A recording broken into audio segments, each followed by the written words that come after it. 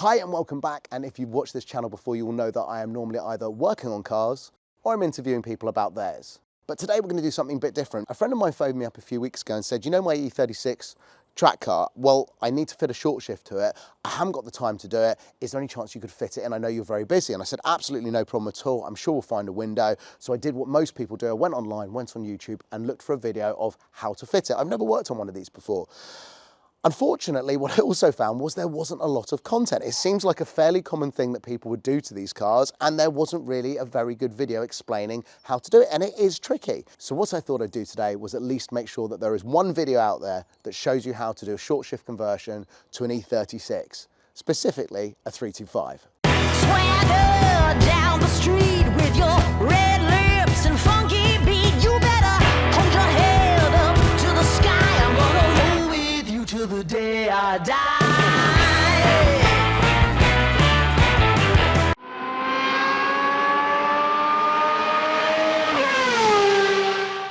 I thought this one might be a bit useful to some people out there, either tracking or drifting, because we've got an E36. Now I'm here with my buddy Stuart. We're going to be working on it together tonight. But yeah, we've got a short shift to fit into this car. Neither of us have ever done it on one of these before, so we thought we'd record it. I'm sure there's some people out there who have been looking to do it. Let's see how easy it's going to be. So this 325 is owned by a buddy of mine. It's an E36 model, and you can see it's got a half cage in it.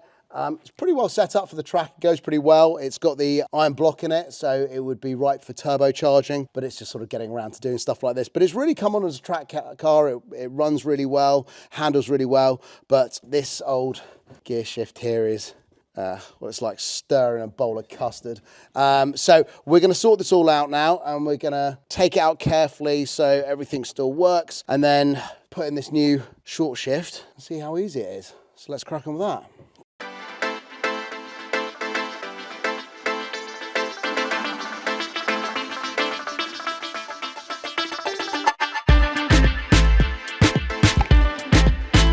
Okay, so I'll show you down here. So we've got some screws. We've taken all these switches out. There's supposed to be a screw underneath this hazard switch, but there isn't one in there. There's not even the hole for the provision of a screw to go in. So if you can just see in there, there is a recess for where a screw should be, but there's no hole for where the screw should go. It's almost like it was never put in the car. So it's a bit of an odd one, but basically what we've got to do is we've got to take out this whole tunnel here, the gaiter on the handbrake, and then we've got to do the ashtray, which we've already taken out here, and the one here, which has taken out sort of like 5 bolts so far. So this is becoming more free, but it's just a bit of a pain in the arse. So we're just going to carry on going with it. If you're lucky enough to have a model that's got an armrest, to get it out, you're looking at right down underneath here. So you've got the shroud around the handbrake, which you can release from the screws holding it on front and back in the ashtrays. And once you've released it and just pulled it back slightly from underneath the front here, underneath a bolt in the center, which we just released, and that is holding on the bottom bracketry of the armrest. And trying to find the other bolts holding this in place, if you lift this up at the back, which is where you've taken your ashtray out of, lift it up, and I don't know how well you can see down there, you can just about see a bolt just tucked down there right in the middle of the screen. So that's what we've got to get to next, and then we should be able to lose the whole of the armrest. You'll be pleased to know that this bolt is about half a mile long, and it's taking forever, and I don't have, was one of those yeah, so got a 13mm ratchet spanner. Hopefully got enough space to get that out. Okay, so that's another bolt. So hopefully, what is holding this in place? How important is it that an armrest stays in the car? I mean, of all the things that could fly around and cause you grief when you have an accident, this is held in better than the seats are. Okay, so we found the third bolt, and tucked down by the passenger seat, right on the edge here. I don't know how well you can see that. Let me just move this around for you. There you go. So right down, you see this little bolt is sneakily just holding on to the rest of the handbrake, the armrest. So I'm going to need 2 hands, so I'm going to put the camera down. But yeah, we're going to get this out, and hopefully that's the last thing. Right, that's the third bolt out. Dave, if you're watching this, I'm not putting any of this back in. It's a track car, and frankly, you should be thanking me because I'm saving you weight. So that, and all the bolts, and all the collars, we are gonna have to put one of these bolts back in because two of them are brackets for the handbrake itself, but the third one's not, so that can go out now. Right, so once you've popped out this console piece at the front, and so now we've got to just take out the light that goes into the back of into the cigarette lighter. We've got to disconnect the cigarette lighter as well, and then we can actually start taking the framework out. So when you're taking this apart, you need to remember that there are two screws at the front here holding this on. I know it all looks very messy in here and there's years worth of debris. There is also two screws on the inside here holding this to the covers that go down either side. And then you've got two underneath, one here and one here. And those 6 seem to be what holds this panel onto the bit underneath. And if we can take that out, we shouldn't need to take off everything else. We do need to unclip the switches, but we shouldn't need to take out this main bracket. But I suppose we'll find out in a second. I'll be honest, I don't know how long people quote to do this job, but I'm guessing that most of it is not in the installation of the short shift. About an hour, is it already? So basically, you've had to detach this piece, which is basically a steel frame with a load of like foam on it, hard foam on it.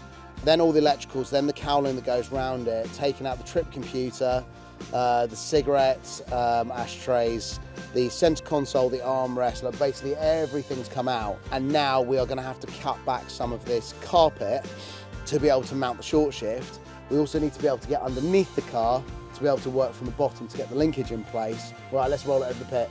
Right, so Stuart's currently underneath the car, working away in the pit. So as it transpires, to gain access to the linkage, which you can't do unless you take the exhaust system off. So he's now currently taking the exhaust system off, or the middle section at least. You just taking the middle section off for downpipe to the center section. So just taking that bit off so we can get access. Hopefully it's not too rusty. And then that'll give him the ability to be able to get in and work from the other side. So while he's doing that, I'm gonna work in here, clearing away so we can actually get this linkage in. Because the linkage, which is, this is made by the company Born to Drift. I'll put their details in the description. Really, really nice piece of kit. Very, very simple in design, very, very simple. It should be very, very simple to fit. It's actually all the other stuff in the E36 that's causing us grief, but this, I think, is going to be the easy bit to go on. And instead of like drilling and putting bolts in, we're actually going to put in riv nuts, so it's nice and easy to remove should we need to do any work on the car in the future. So I'm going to start tidying up my side now. How you getting on down there, Stu?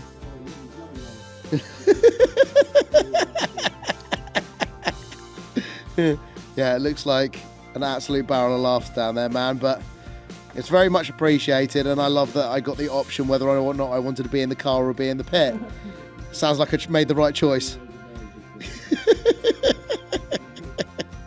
So for any of you those wondering what this looks like when it's out, if you've got an E36 that's got an armrest, you've got, basically when this is in the car, there's a bolt here, which you can just see, which sits kind of in the middle and at the front. Underneath, it is a bit of a pain to get to. Then there's this one that is going in at about 20 degrees on the side of the tunnel.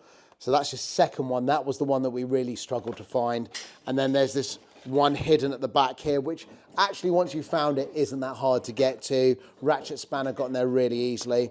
But as I said, the third one on the side, cocked over an angle, that's the difficult one. So if you are doing this, you've got 3 main bolts to go for, and then 2 of them, the one at the back and the one in the middle at the front, they're gonna have to go back on to hold the handbrake in place.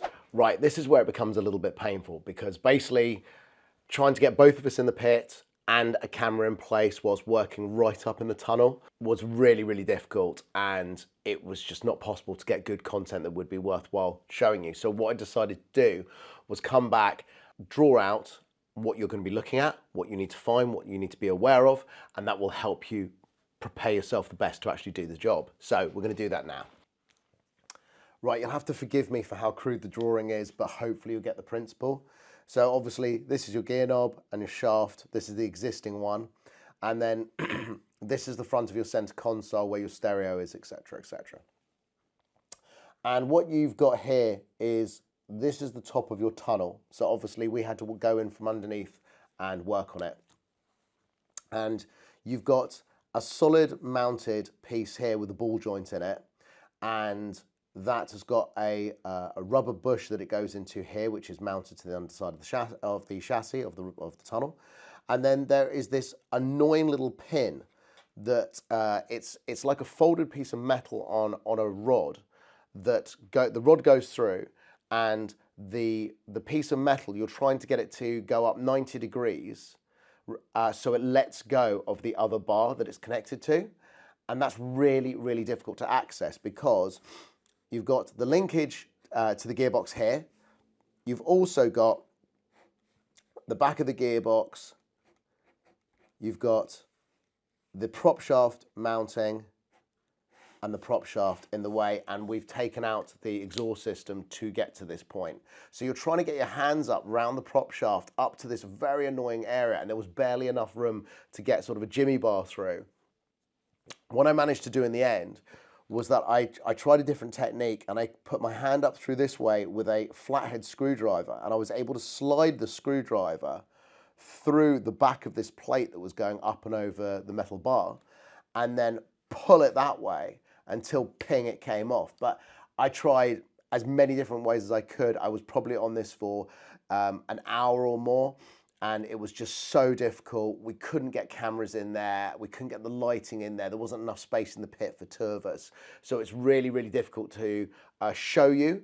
I can show you the parts, but ultimately, this is what you're going to have to deal with. My advice would be, you take the middle section of the exhaust off, drop the prop shaft off. It will give you far more space to work with. Get a flathead screwdriver, get your hand up on the top of this bar, find where that plate is, get it underneath, and then pull it up. You'll have to obviously have the screwdriver pull down on one side of the bar, and it is difficult, and I actually did it with a pocket knife first to release it because it was sharp enough to go under and pull that metal plate up. But that's basically what you've got to deal with. And now I'm going to show you the parts that made this so difficult. So all that pain came down to this little piece here. Now I know you can't see it very well, but it sits like that. So this is the gear linkage. This is facing towards the gearbox at the front. This is facing towards the back. Now this is really simple, this bit. There is a rubber mount just underneath the tunnel, and that just slides into it. And then what you're going to do is basically bring this up into place between two plates, and on this side the pin goes through, and then as it goes through it, you have it upright like that, and then when you push it down onto the bar, there's the plate that goes over the top of the bar sort of that wraps around it. Inside, don't know if you can see in there, is a tiny little piece of metal sticking out, and that is catching on the other side of the bar. So basically what you're trying to do in a very, and this is all at the top of the tunnel, so you're down here and you're trying to get into the top of it, and you're trying to get something in here, and I managed to get a pocket knife in there and sort of start lifting this, and I couldn't see what was there, and I watched a few videos on YouTube and I couldn't quite see how this thing was made.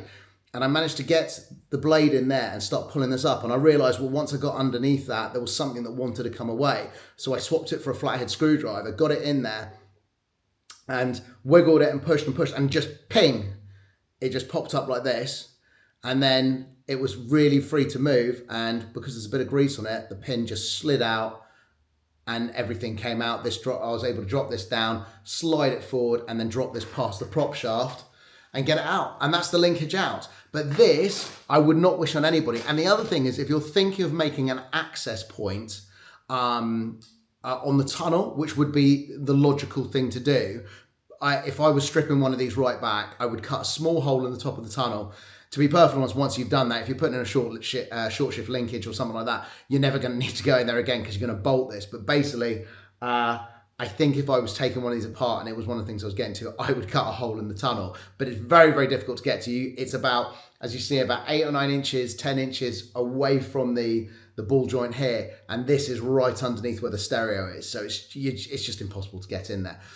But then this goes. We're never going to use that again. So I'm very glad to see the back of that. And that is going as well, and the gear linkage is going in, and then where the new linkage goes in, we are going to put a bolt through with a nut on the end. Nice and simple, access it really easily, and we're not going to be mucking around. So that is done. I'm over the moon. To anybody that's looking to put a short shift linkage in an E36, good luck. My prayers are with you. So, thank you very much. This bar here, which was originally, sorry, I'm going to put this the right way, which was originally underneath, that is now going to be replaced by something that's adjustable, which is this. It's very oversized, I'm assuming, because it's a universal design, it can be used on multiple cars. So we've got to cut this down, but obviously once we cut it, there's no making it longer again, or certainly not easily. So this is the new shifter. So all this long piece here isn't even needed because this is now going to be bolted to the car. So we've only got the piece underneath and we need to get that arm right. So what we've done, while the car is in neutral and this was in the central position, we've measured between the two center points and it's 8 inches. We're going to put it to 8.5, 9, because I'd rather it was out and I have to take it out a second time and cut it than cut it at 8 and find out afterwards it should have been longer. So we're going to do that now. Right, so before we can go any further, we need to put the gear shift in, because if we don't put this in, then we're going to be sort of like guesstimating how long the shaft underneath needs to be, and then we'll be sort of floating about. So what we're going to do is we're going to put this in place, centralise it, and then mount it with riv nuts.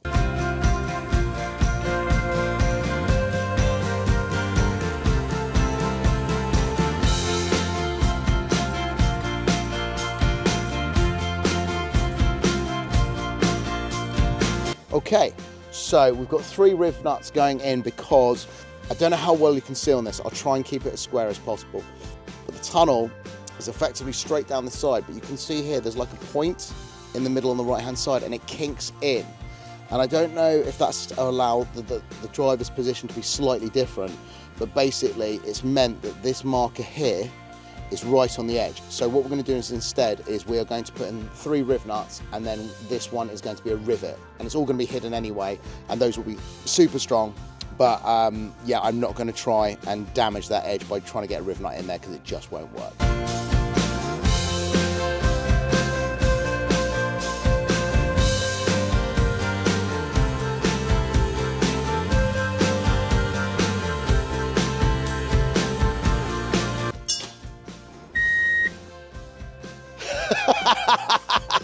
So I've just dropped the socket. Thank you very much. I've just dropped the socket through the hole where the giga linkage is and down into the pit.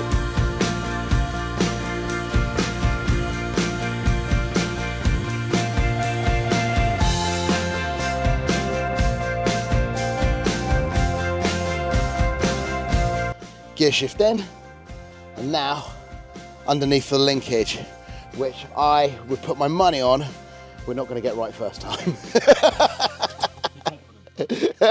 That is me being confident. So what we want to do is we want to get into this shaft up here. Don't know how well you can see that on the camera.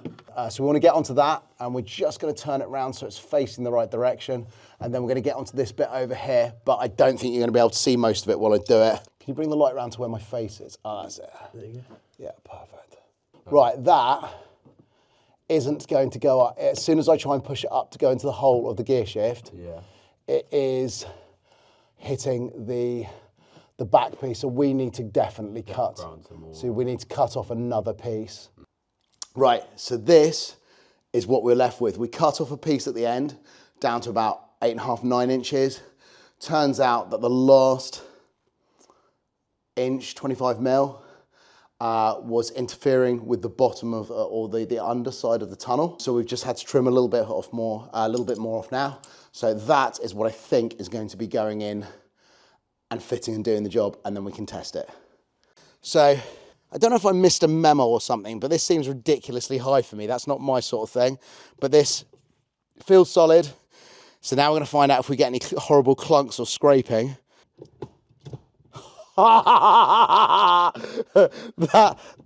That's epic. I don't know where. Our reverse is over there. Yeah, no, there's no 6th gear on this, but that is crazy, isn't it? That is really crazy. Yeah. That is like, I bet that's an inch of movement on to go into each gear. So that's it, it's in, it's solid, it's mounted. Next thing to do, we need to get all the tools out of here. We need to clean out, we need to go through all the parts that need to go back in the car. Things like this, they ain't gonna be needed anymore. And then we need to give it back, or we actually need to take it for a test drive, but we can only do that when we book it in for an MOT. So looks like I'll be trying the gear shift on the way to the MOT. So let's put it back together. Well, you saw it come apart, so we don't really need to go through putting it back together again. It's exactly the same thing, just in reverse. But as you can see, it looks amazing. And more importantly, as my buddy asked me again and again, please put it all back because I want it to look stock. And I think it does. It looks incredible and I'm really, really pleased, even if it was a little bit painful along the way.